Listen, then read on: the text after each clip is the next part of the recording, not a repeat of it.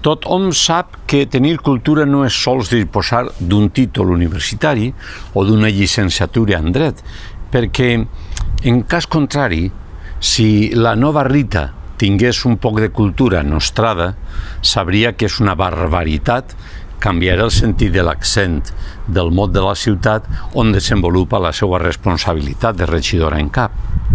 Si tingueren un poc més de cultura, no segrestarien el nom de Vicent Torrent a l'auditori del poble més gran de la comarca de l'Horta o a la Biblioteca Valenciana no censuraria l'autor Manuel Baixauli dins dels programes escriptors a les aules, o no suprimiríem, per exemple, una oficina de drets lingüístics de la nit al matí.